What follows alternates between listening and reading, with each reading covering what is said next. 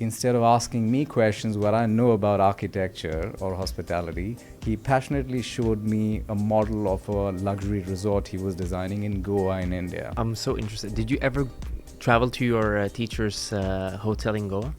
Things have remained the same in decades, and they will remain the same. You still want a good service. You still want a nice, comfortable bed. You still need a good shower. Actually, one wise leader told me a couple of years ago that be loyal to people, not to organizations. And if you come to think of it, organizations are made up of people. And that hotel is really close to my heart. We want to take a moment and thank Calm Collectives, the stunning space that hosts season 2 of the Design Pod. From its beautifully designed interiors to the energy it brings, Helm truly reflects the creative spirit behind our conversations. We are grateful to be recording in a space that feels so aligned with our vision. More than just a location, Helm Collective is also a home to a reformer studio, a private boutique gym, and a charming cafe. A full experience built around design, wellness, and community. Thank you guys from Helm Collective for making this season possible. Hi Valeria, Hi Shad. how are you? Good, good. It was a long week. Yeah, it's been a productive week. Productive week? Yeah. Amazing. I like a good productive week, I must say. We all do, I think. Yeah. Valeria, today we have once again a very interesting person with us. And very interesting industry. Very interesting. Yeah, very industry. close to my heart. Very close to your heart. Yeah, Yeah. I know. This one is a good favorite. one. Himank Goswami is a very interesting person. He's a lead designer, director in IHG Hospitalities, with 15 years of experience in shaping and building of many world-known hotel environments. And Hakim, he oversees the design and the strategy over 190 different projects at the same time. I mean, we can talk a lot, but I think we should dive in directly into who he is as a person. Welcome, Himank.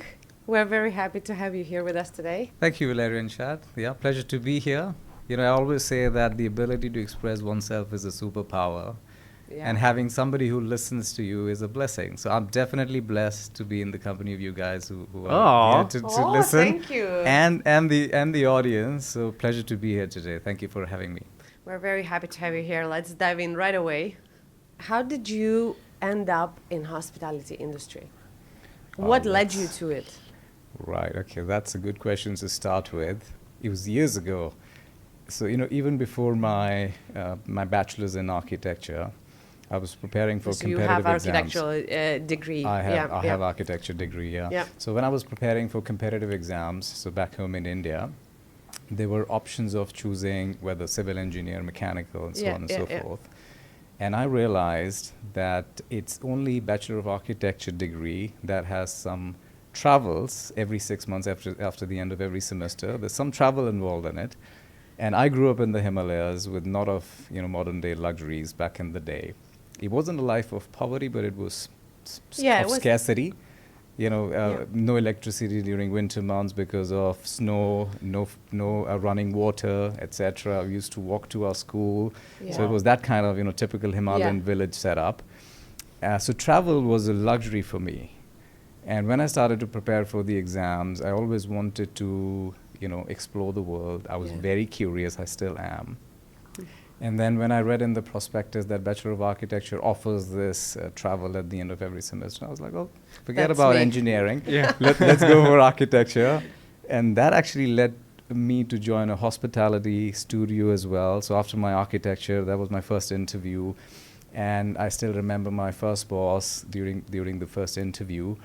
Instead of asking me questions what I know about architecture or hospitality, he passionately showed me a model of a luxury resort he was designing in Goa in India. And you And were I was sold. hooked. I was like, I love traveling. This is hospitality. This guy is so passionately showing me the model. This is what I'm going to do. This is what I want to do. Did you walk to school? I did. You did? I did. So how was that trip walking to school and just visionizing as a kid and coming to school and then learn all of these things? Did you have a clear vision already as a child? Yeah, not really. I mean, look, gosh, that was long time ago. You don't look like though. Yeah, well, yeah, I don't want to, reveal my actual age, but that was a long time ago. And it's funny, as a child, you have all sorts of dreams, and those dreams change, right? Every 2 years, you have a different dream. At one point in time, I wanted to be an actor. Then I wanted to be a cricketer, as you'd expect from any Indian. But travel and hospitality, it just happened. So when you got the job, what happened next? So I got the job, and I started assisting the lead architect, who was actually working with Oberoi Hotels as full-time consultant, but he was running his own show. He had his own office.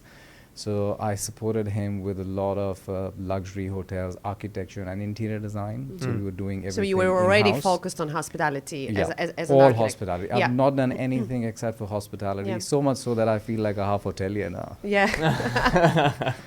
Well, you are, partially. Sort of. Yeah, exactly, yeah. I mean, you worked with a lot of these iconic companies like Valeria or Emaar even, and IHG. Is there a thread that you can see between these different companies that you've been working with? Yeah, lots actually. So there are a lot of similarities, but then there are some dissimilarities as well. The similarities is that, hospitality industry across the globe is very people-focused industry.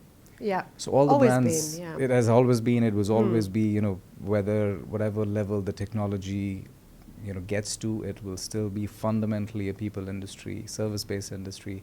So that's the common thread. I had the opportunity to work with some wonderful people at Oberoi, some wonderful people at Emaar, and now some wonderful people at IHG. But the core of it has always remained the same. It's people, people, people. Yeah. So first colleagues, second guests, and third the owners, right? Because we have responsibility towards all of them. So that's really the common thread amongst all three. Yeah, I think it's a common thread around all industries. We design for people, right? And then we sell also to people, and we create spaces for people, right? So in the end of the day, it also goes back to the team.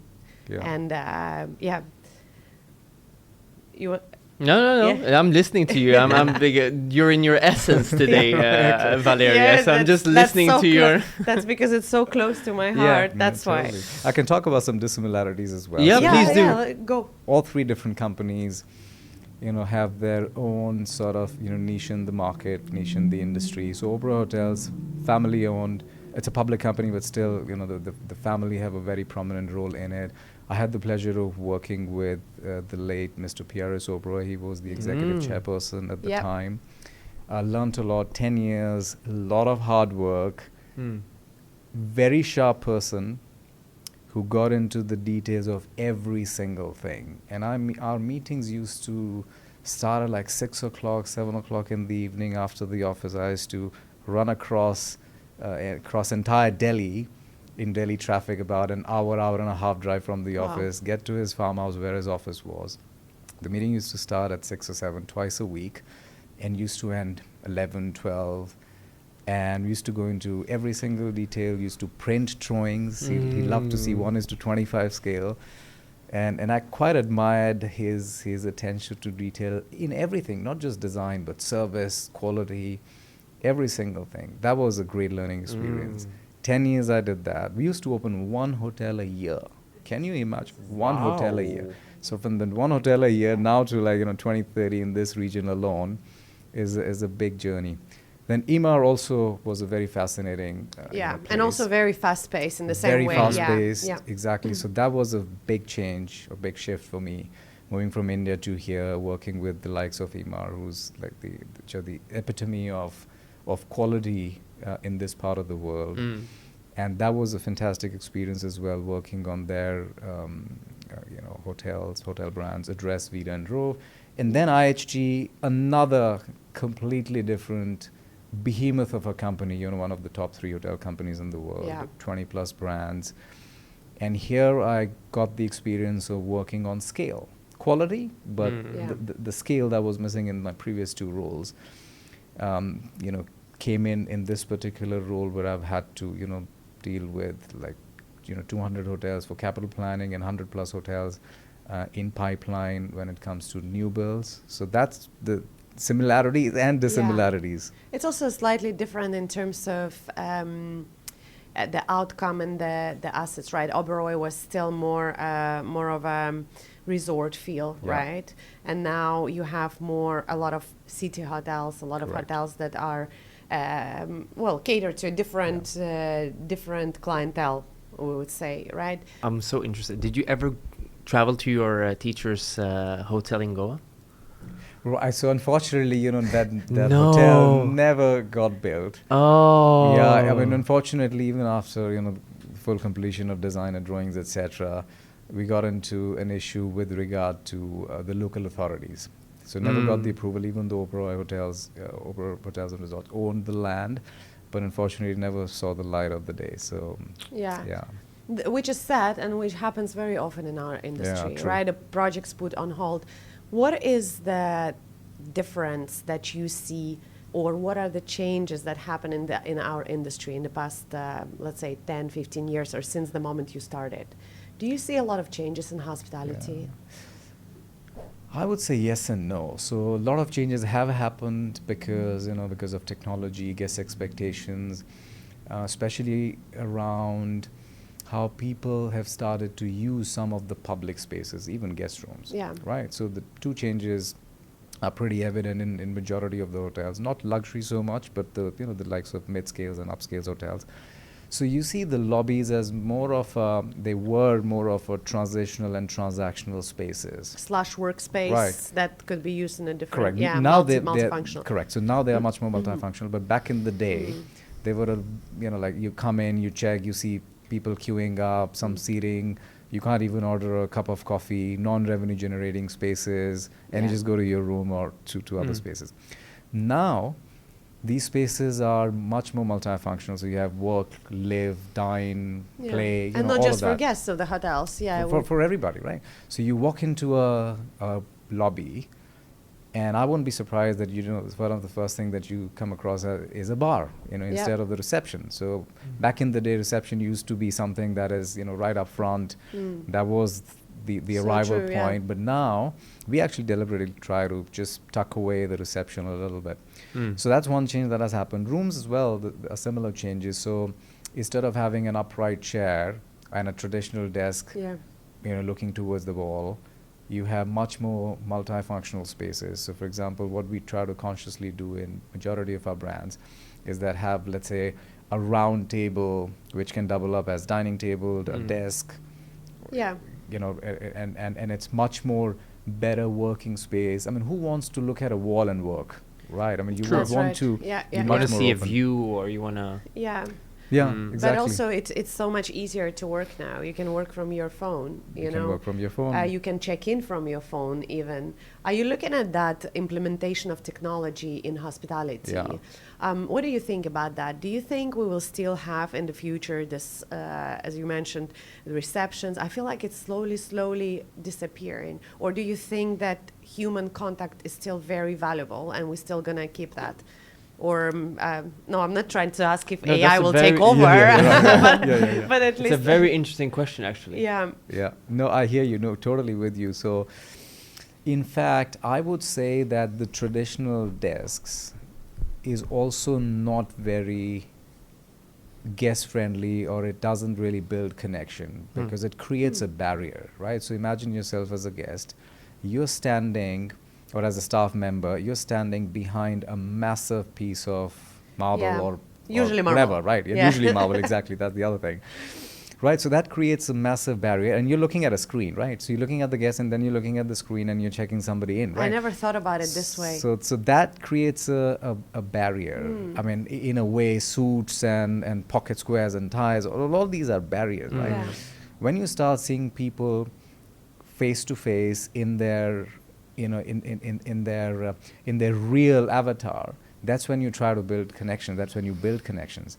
So imagine, walking into a lobby that feels like a living room, where you're being checked in on a sofa. Unfortunately, it doesn't happen in majority of the hotels. Well, so that's like breaking barriers. In a lot of hotels these days. Yeah, but it can happen in almost all the hotels, because these traditional, barriers, unfortunately, still in luxury hotels. I just feel that we're still building luxury hotels as fortresses. We have this obsession about fortified private spaces. Give me my private elevator, give me my private space to check in and all of that. That's where I think the mid-scale and upscale hotels have innovated a lot. Luxury hotels have primarily, fundamentally have been the same that they were 40 years ago. Well, it will give us a lot of more space if we remove 2-3 counters and just do a check-in. Yeah, totally. In a lounge area, which you can utilize in a better way. I completely agree of what you guys are saying. I have some experience in the hotel hospitality business as well, But from another side. From another perspective. Right. But when I see now, and I go into an hotel and I visualize myself as a client, I'm not in need of a reception, to be honest. If I have a person that comes up to me, I feel that's more welcoming, actually, than me going up to a desk. But are you ready for a digital check-in, a full digital check-in? Are we ready for that? Were you? Yes, I am ready for that. I will tell you why. For example, back in the days, you checked into your flight and you would go up to a counter. Right. And today you don't do that anymore. Do you feel go like and you check in your bag alone and you get your ticket and you even put the tag on your own bag and then you just go. Yeah. And it's so much more convenient. It's more efficient, but are we ready for that, for the high-end hospitality to experience that there is no human interaction at all? Yeah. So I would put a... Maybe not at all, but in some way. Right. So my point earlier when I talked about this reception being a barrier is not suggesting that we go completely the tech way, right? So it was more from the point of view of let's break physical barriers. I like that. Yeah. And create more openness, create more connection between the guests and colleagues. More fluent. More fluid. So I can give you one example that we've started to follow in Intercontinental hotels. So at Intercontinental, we've moved away from the concept of concierge lounge to something we're calling concierge gallery, right? Very interesting. So this is a very high-end, very well-curated space where there is no barrier of a desk. So you're not sitting against a colleague or a staff member who's guiding you through, what the city has to offer, etc. So this is more of a gallery space where you're walking around seeing what the city has to offer. It's very well curated space, depending on the location. And you might have like a beautiful jewelry box kind of display in the center with the city map or something that gives you more idea about the locale, right? Yeah. And then there is a staff member or a colleague who can guide who's giving you the guidance. So that's like breaking barriers, or not just sitting across the table to somebody, like but I've been given a much better experience. Yeah, I think the basic, as you said, of the hospitality is still there, but there are a lot of innovative things that's happening right now. There's something we cannot even prevent because the world is changing so drastically, and so is industry. That leads me to my next question. What is the hospitality vision of tomorrow? Ooh. Wow, right. Okay, so that's... it's not an easy one. It's not an easy one. It's not an easy one. Look, it depends how you look at it. So one side of the coin is that fundamentally things have remained the same in decades, and they will remain the same. You still want a good service. You still want a nice, comfortable bed. You still need a good shower. And in the new age, you need a good Wi-Fi connection and, the comfort of operating lights and, many other things. Now, in future, I guess it's all going to be about designing more thoughtfully, even though the fundamental human nature hasn't changed, but there are a few things that, have evolved. So, for example, in the post-COVID era or during COVID, we all thought, hey, you know what? Maybe people would want to be secluded and maybe more private spaces, etc. But just when all the restrictions got lifted, everybody was in the bar again. Yeah. They didn't mind rubbing shoulders. Exactly. So so that need just goes to show that doesn't go away just because of one pandemic. So all these needs will continue to shape how spaces work. So I give you an example of these multifunctional spaces. co-working spaces. You don't mind being seen working, etc., etc. So all these, the designers have been very clever as well. So they studied, or brands and designers have been very clever because they studied, the human behavior, guest behavior, etc. Try to probe as to what they genuinely like, and then they try to develop these spaces which are operationally a lot more efficient.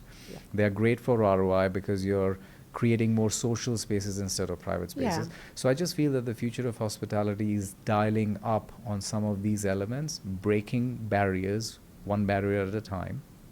The second element of future of hospitality is all technology driven, because it's something that you just cannot ignore. So it could be, I don't know, materials that change color or design based on your mood. How do you guys implement technology in IHG? Right. So, in general, we're just trying to, move with the times. Yeah.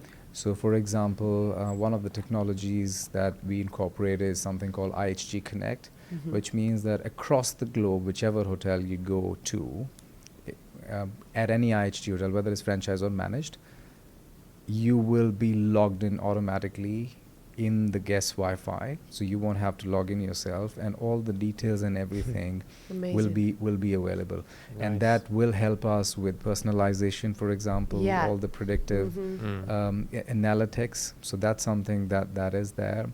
And then any other technology, depending on the hotel brand, for example, whether it's implementing the latest technology in GRMS, or anything to do with sustainability, new systems, new age chillers, anything that helps us get closer to our journey to tomorrow, which is our vision for our people, communities, and guests. How important is sustainability when it comes to building a hotel?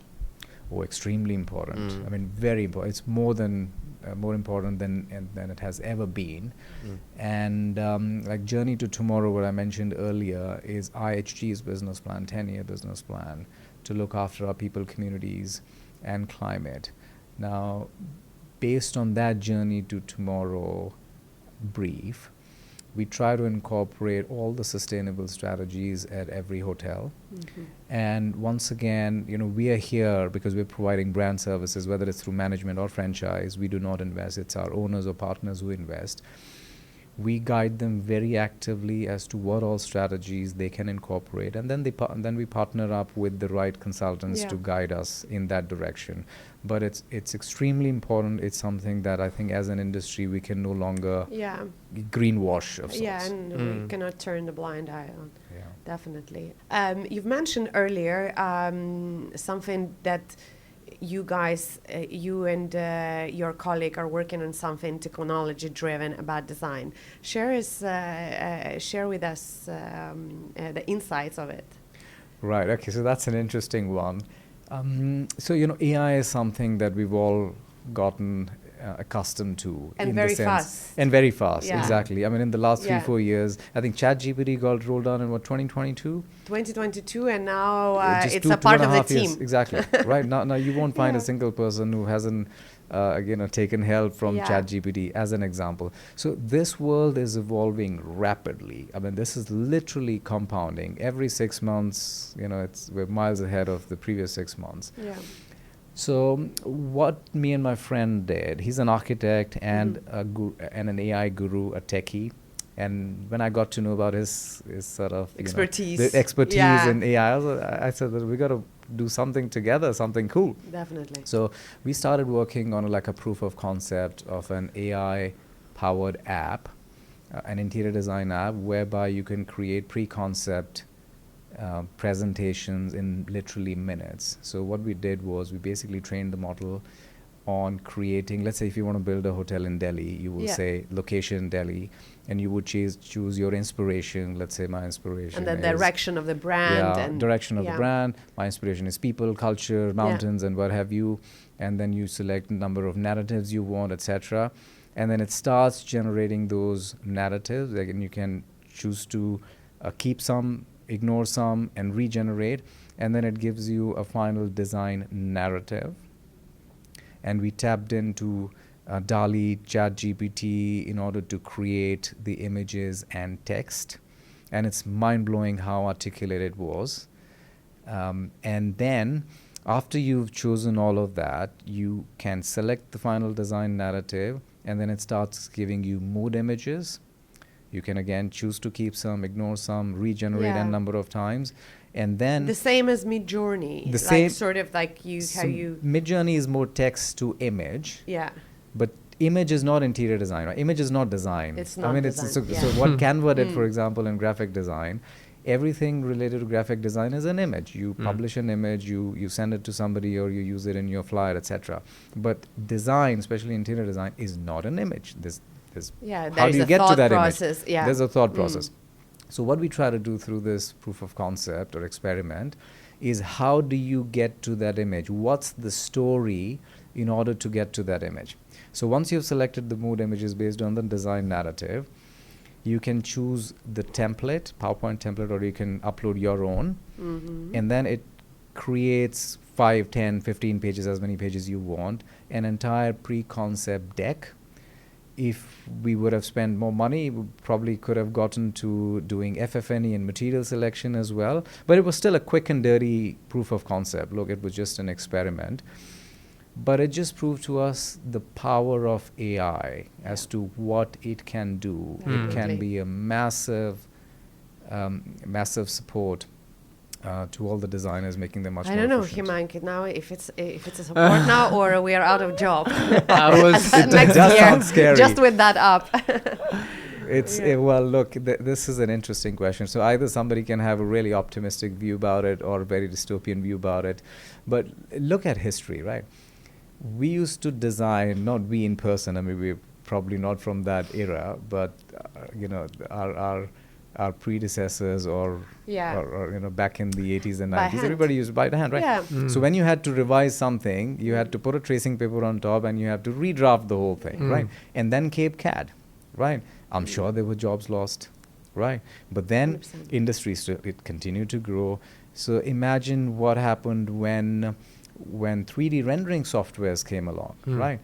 Before that, as a designer, you had to wait for the actual design to be implemented on site to know what your vision was. But when the 3D design software, 3D Max or what have you, came along, you could see what your vision is in reality. So you needed help from somebody who's good on these softwares, and you created. Once these spaces get built, you can always put the rendering versus reality, and they're always the same, right? So with all these technology, there were issues. Whether is it good or not? Is it good or not? The same way, AI will be no different, right? So it will bring about a paradigm shift. But I'm not sure if it's going to take away all the designers' jobs, etc. Right? No, I think it will. We spoke a lot about it on the podcast, to be honest. And you're right. Everyone has a very different opinion. But in terms of, I mean, in our industry, in your industry as hospitality, it's definitely an advantage, because you can cater to specific people much better. That's what I feel, as a hospitality guest. In terms of design, I think it will ease a lot on a lot of stress as well for designers, and maybe just by giving the right narrative and that someone can do it, or the machine or the AI can generate it much faster, we can save a lot of time, and we can put this time into actually designing better or create, So, or you can have a healthier work-life balance. So there are a lot of advantages. Yeah, that it still doesn't mean that we're not scared that we're going to be out of job as of like next year. No, totally. So I'll give you an analogy. So, with the advent of all these softwares like AutoCAD, 3ds Max and others, etc., designers had embarked upon this journey of becoming guides and visionaries, right? So look at a designer today that I have a vision to design a space, but I do not have the capability or know-how to do a rendering in the 3ds Max software. Because all these softwares are engineering softwares designed by engineers and for designers, but they are so complicated that either you can be an expert in rendering or you can be a designer, right? So I use this analogy of, imagine you're Picasso, you're fantastic at imagining a concept for your art, but you're not good on oil and canvas. Yeah. So you go to somebody else, and this person sits next to you, and you explain this person, hey, can you draw this vision? And this person draws the vision for you, right? And that's the 3D artist who's drawing your vision. But with AI, you are able to run all the experiments, the generation and regeneration. You're putting everything together. Maybe tomorrow you have some, I don't know, VR glasses, and you just, Definitely. doing no, your... we have already VR glasses. No, in the sense, you're putting your VR glasses, and you are modeling the entire space yourself without having to go through any complicated softwares with 1,000 buttons. It's very intuitive. You can, with the help of AI, you've chosen materials and FFNE selection and your vision, etc. already. But it would be very helpful for you to create your own space rather than relying on somebody who's a software expert. So it's you're still the guide, you're the visionary, and AI is equipping you like never before in order to create With the right things tools. faster, much more efficient, and ultimately you pass on all the savings get passed on to businesses, because ultimately what is design there for? Design is there for to cater to businesses. Exactly. Yeah. Well, you still need a return on your investment. In the end of the day, totally. it still goes down Absolutely. to that. Himank, what do you think is the most underrated skill in hospitality design today? Right. So that's an interesting one. I would say empathy. Empathy is one of the most underrated skills, and the reason is very simple, that when we're designing or when we're curating spaces, we are curating spaces for guests, colleagues, if it's for the heart of house spaces, and for owners.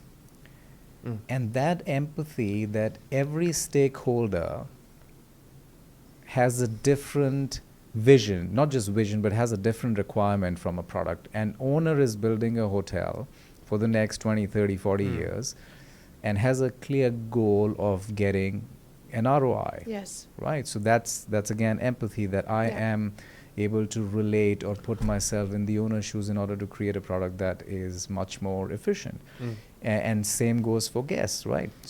So am I designing a sofa, incorporating a sofa that is good looking, but it doesn't, it's not comfortable, or it doesn't last. If it's too white a color, then of course it'll be maintenance unfriendly. So it's about empathy, that I'm able to empathize with all the stakeholders that are involved, And all the parties. on all parties involved, in order to give the product that meets.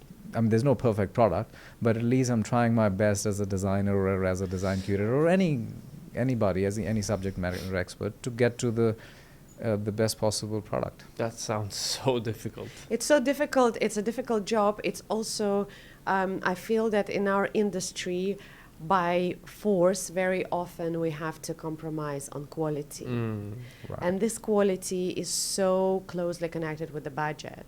And then to empathize to all the parties and to make sure that everyone is happy is very difficult. It is hard. At the time, yes. You have a lot of projects in your pipeline. Is there any one of them that is your favorite, or there is something that you really, it's a passion for your passion for your That's work? a tricky one. So that's a tricky one. And it's like asking a parent that, which one of your Which one kids is is your most favorite one. But look, there's one definitely that stands out. That is Intercontinental Cape Town. So it's going to open by the end of the year. And we've been working on this project for a year and a half, 2 years now. So it's a conversion. Fantastic still location. Relatively fast. It's a still very relatively fast. fast. Yeah. It's still relatively fast. So it's a full refurbishment. The hotel's location is as good at it as it gets in Cape Town. Very prominent building of historic value. And that hotel is really close to my heart. What is it in that project that you feel it's different from the other ones? Well, it's the location and the architecture. I mean, it's just so beautifully designed in terms of its architecture, and it's right on the V&A waterfront. In fact, this is the most prominent building. Wow. When you look from the Table Mountain top, when you're looking down onto Cape Town City. This is one of the most prominent building that you can see on the waterfront. So this is a stunning location. Fantastic architecture. The arrival experience is fantastic. And to be able to restore a building of that stature, it gives you so much joy as a designer and design custodian, and especially as a brand. Well, I mean, location is everything, yeah? Yes. Location is everything, you're so right. Yeah, In hospitality. well, Yeah. in hospitality, I think in particular, In locations, particular. even though there are a few examples where people actually travel specifically to get to a certain hotel for but I think it's much more rare than actually finding a great location for the. No, totally. The founder of Oberoi Hotels used to say there are three things important in a hotel: location, location, and location. Then it's so true. Yeah. And Yeah, he you was so see? right. Yeah. How many are there Oberoi hotels in the world? I think there are about 30 plus. Yeah, So it's 30 still plus. quite niche. Yeah, it is very niche. Yeah, Yeah. absolutely. You guide so many different teams across different regions still, because you cover 2 regions right now as of recent times, and different nationalities. How do you manage to get a team that speaks the same language and has the same visual when you build a hotel? Great question. Yeah, so that's a great question. Look, I mean, ultimately, it's not about leading them; it's about being led by them as well. Because every one of my team members is an expert at what they do, and what kind of makes it a great team is the values we share, right? So all of us are very aligned in the overall vision, and that vision aligns with the organization's vision. Now, once you're starting from that place, everything becomes easier because everybody's talking the same language, and is very open to taking feedback, improving, becoming like 0.01% better than yesterday. So I've been extremely lucky to have team members who are of top caliber and are extremely talented at what they do. So that's where it starts with. So again, different geographies, I think that adds, to some it adds complexity, but to me it just adds another opportunity to learn from each other, right? So for example, the way guest expectations are in India are very different to in Africa, to the Middle East, right? What is the difference? So the difference is, so India, for example, is still predominantly domestic market. So there are relatively fewer international guests, especially for mid-scale and upscale hotels. But when it comes to the Middle East, there are a lot more, international travelers. Yeah. And that's where comes the nuances of designing hotels specifically for the guest expectation in that region. I know there are a few hotels in every part, actually, not just in this part of the world. Let's say in Africa, in India, in parts of Southeast Asia, where 80-90% of the tourist arrivals, the guest arrivals to the hotel are local. Right? Now that's a very different proposition compared to when you're designing, for an international audience. Also, let's not forget that all the statutory requirements, the bylaws, etc., are different in every country. Yeah. So what we've done recently is that all our colleagues, whether they're based in India or whether they're based here in Dubai, we work cross-regionally. So our entire team is Southwest Asia, Middle East, Africa, working cross-regionally. And that offers such a huge opportunity for growth, for learnings from each other. Yeah. And we were talking about empathy earlier, right? It just, builds more empathy as to understand more about who you're designing for, what the guests and what the owner's expectations are. The product itself as well. Yeah. Totally. As you mentioned, it's very different. What keeps you going, or what feeds your creativity as a? Yeah, we feel like you're very enthusiastic and truly inspirational. How much you like what you do. Yeah. Look, I've been lucky to have been part of an industry, travel. Passionate about travel, led me to hospitality. Yeah, it's a travel. It's the travel. But so today, travel of course was something that I started with as a passion, and I'm still very passionate about travel. I would say there are 2 things that power me today, or that gets me out of bed today. It's the people, Actually, one wise leader told me a couple of years ago that be loyal to people, not to organizations. And if you come to think of it, organizations are made up of people, right? So I don't get out of bed for an XYZ company. I get out of bed for people, whether it's my manager or people around me, my peers and my seniors. That's one. And the second thing that keeps me going is curiosity, right? What can we do better? What can we learn from each other? There's so many things to learn from other industries. So that just hospitality is accounts for, I think, about 10% of global workforce. But there are many other industries to learn from. Yeah, definitely. And I think that it's now so globalized. It wasn't like that 50 years back even, right? So now the traveling, the digital nomads, everything I feel like affects hospitality industry to the core. Definitely. What's the best place to travel to? Right, the best place to travel to. I think come on, give us some tips. No, you love traveling. You have to have the best countries to travel to. Give us top 5. Right, top 5. Look, that's hard. So for me, the best place is the one I haven't traveled to yet. Okay. So at any given point in time, if you ask me what's the best place, I haven't traveled there yet. So that's again, my curious mind that let's explore. Look, growing up in the Himalayas, I love mountains. I love cold. And the further up north is the place, the better. The further down south is the place, even better. So last year, me and my daughter, we flew to this place called Svalbard. It's part of Norway. It's the closest to the North Pole you can get to in comfort. It's about, I think, 1,300 miles. That's my region. That's your region, yeah. No, I love that experience. We spent a week plus there chasing polar bears, blue whales, didn't find any, but saw a lot of other wildlife. I'm a wildlife enthusiast, wildlife photography enthusiast to be very specific, and I just loved that adventure. Wow. Have you been to Svalbard? To? Svalbard? Nope. Have you?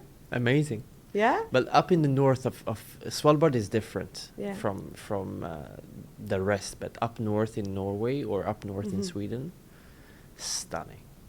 Yeah, that's definitely on my list. So is South Africa, I must say. So is South Africa. Both beautiful. By the way, in order to look for Svalbard, you have to literally zoom out the entire map, and then you'll find it like so up north. So when I was, trying to get my daughter excited about Svalbard, I have this globe, and the tip of the globe, typically you have this little metal cap. I had to lift the metal cap to show her where Svalbard was. Wow. It's so close to the North Pole. This is amazing. Yeah, it's amazing. There are so many things to explore, so many things to see, so many things to open. I think that's one of the greatest things that we're here in the region, because it can open up, it's a melting pot in the end of the day. And as you said, we cater to so many cultures. The experience we get here is very different to anything we could get around the world. Absolutely. Would you want to open an ISG hotel in Svalbard? Is that is that the plan? I thought you. Is that why you went there? Yeah, compliant. Is there any hotel in your portfolio that you feel that fit perfectly with design, functionality, and profitability? So there isn't any hotels specifically. I mean, there are many hotels, but it's difficult to, at the top of my head, there's so many to name. Yeah. But no, the portfolio of hotels of ISG is really big. And the number of hotels. But a brand stands out to me, that is Holiday Inn Express. So it is the largest single brand in the world.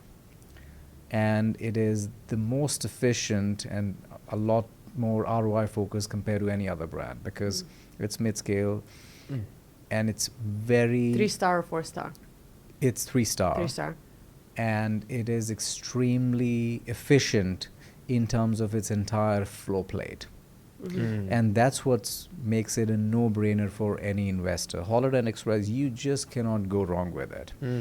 And that's what I really love about it, how efficient it is. How important is it for a hospitality industry or for hospitality brands to update their brand standards? How often do you guys do it? And which clientele does it cater to? Because, I mean, the world is changing so rapidly. Obviously, we design around a different, as you said, the end user is changing, the generations are changing. How important is that to update your brand standards? Oh, extremely important. Absolutely. So we actually update our brand standards twice a year. And our brand standards are focused on every single country. So if a hotel is being designed so in it's Saudi, not even the regional. it's not even regional, it's country specific. And it takes into account all the local nuances and what is necessary in that particular location from a brand point of view. Design guidelines are a much more overarching, so they are pretty, they're not dependent on the location per se, but they are guidelines. They are just, they're not hardcore brand standards. And it's also important to keep up with times, right? I mean, twice a year, I think probably is a good frequency just to check. Yeah, that's quite often. Yeah, definitely. That's quite often to check. I mean, I would say it's very often. Very often. Yeah, it's very often. Yeah. It depends in what scale, of course, you're doing it, but important as well. Is there a specific gesture that you guys like to implement that is important for the guests that are coming? Like, is there an emotional impact? I know a lot of hotels will implement a smell or a specific, they come with hand towels or they do a specific I feel gesture. like now it's definitely more emotionally driven. Is there something special that you feel is important? The thing about very specifics are brand related, right? That, okay, X brand has Y gesture and all of that. But what I want to put it out there as is that the brand DNA is important, the sense of place is important, sense of belonging is important, somebody smiling you at as an important. So I'm going to make it slightly that, because there's no specific as such that we serve a certain tea. Of course, music is important, so I'm going to keep it a bit more... Yeah, there is no specific gesture, as you said, but there is an overall experience. There is an overall experience what we expect to give the guests. Yeah. I mean, I know it's a difference maybe when you as a new guest come in and you step into the lobby and then you get greeted or you get the staff member that comes to you. I've worked in hotels where when we had a guest going into a restaurant, for example, the staff member should know what the name of those guests were, and that made it so much more personalized for the guest itself, and they felt important. That's why we implemented AI apps now. Right, that's true. That's true. Yeah. But I encountered that actually in the Dubai airport. So I went to the tax-free, and then out of nowhere, someone just came up to me and said, "Mr. Asghari, do you need help with something?" Wow, that's mind-blowing. That never happened to me. And I just purchased so much. I purchased so much. Wow. I felt seen, and and I just purchased so much. And he didn't make me, but that gesture made me want to buy more. That was very personalized. That was very personalized. That is very out of personalized, everyone in the tax-free, just that they are able to go in and point out and see who that is. What do you feel is a personalized experience in a hotel, and in IHG as a brand per se? Yeah, no, this is a great example, what you spoke about, because this is highly personalized. I mean, you don't expect to be called out by your name. By in a place that person. you... No, exactly. Public place, No, totally. I think, so this is all, it all boils down to, right? That everybody, we all humans have an inherent need to feel important, right? That's really at the bottom of it, what we crave for. So even in a hotel, I mean, you want to be, called by your name as much as possible. Yeah. Or you want, somebody to smile at you when they're greeting you or welcoming you. And these are some of the things that makes a huge difference. And anything related to product, let's say there's a condition issue, for example, or something didn't work, etc. All of those things guests are, ready to forgive or forget, provided they get really good service and somebody smiles at them. 100%. Absolutely, I agree on that. I have a saying that I always bring up, and maybe I've already said it in the podcast. If you go to a restaurant and the restaurant is the best high-end top top-notch, amazing food restaurant, if the service is bad, Yeah, right. Yeah. No, it's so true. I would not absolutely. step. I would not step my foot back there. Yes, You know. yes. Yeah. But if I go to a restaurant, the food is meh, Yeah. not so good. Yeah. But the experience and the service that I Yeah. got Yeah. was mind blowing. makes- I would go back. True. Such So a big difference. it's so important, you know. Yeah. People. I think you said that before. It's Yeah. just so important. No, no, totally. I mean, No, as you they- said location, but also people. Yeah, people. Exactly. I think, yeah, both actually.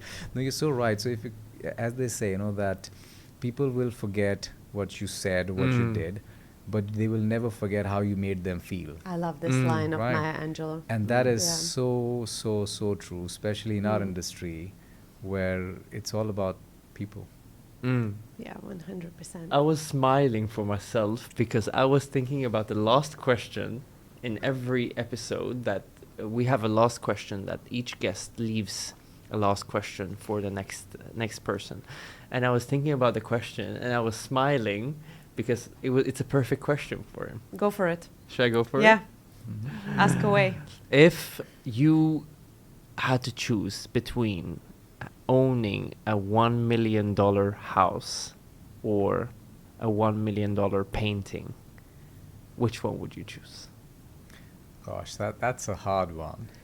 Yeah, we had a interesting guest Right. before you. Yeah. Right. Okay. So that's an interesting. It one. made us think. Yeah, exactly. Especially because you mentioned the value of the artwork as well. So Yeah. both 1 million and Yeah. 1 million. Because I'm a very pragmatic person, right? So I'm not very emotional about things when I have to take some of these decisions. Yeah, look, I mean, I would say I would go for a $1 million home. Yeah. And that's just because I value my family so much. I just feel that that's something that we as a family could enjoy and soak ourselves in. Yeah, that's a no-brainer for me. I feel Yeah. like it's a very hospitality answer. Yeah, isn't it? Yeah. Answer. Yeah, but maybe tomorrow I can add a couple of $1 million paintings in that house. in there, after that. I predicted this answer. Yeah. Amazing. Himank, what would be your question to our next guest? It can be anything. Right. Okay. So my question to the next guest would be that: is there any moment in time in the recent past or in the past that was like a moment of awakening for you, especially in your professional life? That what am I doing? Am I on the right track, or should I change course or do something else? And especially in mid-careers, Yeah. everybody It's like a starts to midlife reflect. crisis question. Yeah, not entirely, but sometimes you have. You're this, not there yet, Shad. Yeah. Yeah, exactly. You're too young for that. So, yeah. Yeah. So was there any moment which made you think that, let me just reflect and continue doing the same or do something else? It's a great question. I love that question. Yeah, it's a great question. Yeah. Himank, thank you so Thank much for you. coming today, for the candid discussion, for sharing your knowledge, yes, about the brand, about your personal experience. Thank you. No, thanks a lot. Thank you Valeria. so Thank much. you. Me and you, we will have some behind the scenes and talk about some Totally. projects on the Business. side. Yeah, business. Yeah, absolutely. No, thanks, Shad. No, pleasure Amazing. having Thank you. you so Thanks much. a lot. Thank you. Such a nice energy. Thank you. Thank Thank you. you.